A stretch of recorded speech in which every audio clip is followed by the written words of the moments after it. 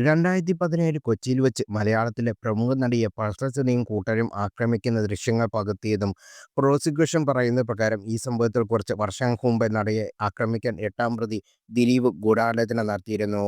2013 നടന്ന സംഭവങ്ങളാണ് ഇതിന് പ്രധാന തെളിവായി പ്രോസിക്യൂഷൻ കണക്കാക്കുന്നത്. താരസംഘടനയായ അമ്മ നടത്തിയ ഷോയുടെ റിഹേഴ്സലാണ് ഇതിലൊന്ന്. ഷോയുടെ റിഹേഴ്സലിനായി ദിലീപും അതിജീവിതയും തമ്മിൽ പ്രശ്നമുണ്ടായിട്ടുണ്ട്.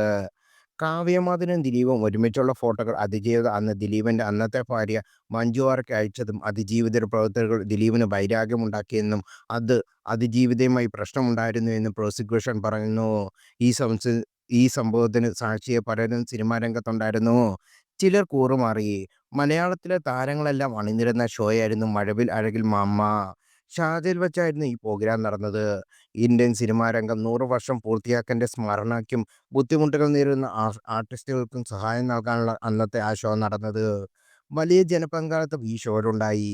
ഈ ഷോയുടെ റിഹേഴ്സലിനിടെയാണ് മറ്റൊരു സംഭവം നടന്നത്. നടി മീര ജാസ്മിൻ ഷോയിൽ പെർഫോം ചെയ്യാനായിരുന്നത് റിഹേഴ്സലും ചെയ്തു. 2 പാട്ടുകളാണ് മീര പെർഫോം ചെയ്യാനിരുന്നത്. പിന്നീട് ആ നൃത്തരംഗിൽ റിമ കല്ലിങ്കലും രമ്യ രഞ്ജീഷനും എത്തി. പൃഥ്വിരാജിനും ഇന്ദ്രജിത്തിനും ഒപ്പം മീര ഡാൻസ് റിഹേഴ്സൽ ചെയ്യുന്ന ദൃശ്യങ്ങൾ പുറത്തു വന്നതാണ്. എന്നാൽ ഷോയിൽ മീരയില്ല. അന്ന് പല ചോദ്യങ്ങളും വന്നു. മീരയ്ക്ക് സുഖമില്ല എന്നാണ് അന്നത്തെ അമ്മ ജനറൽ സെക്രട്ടറി ഇടവേള ബാബു പറഞ്ഞത്.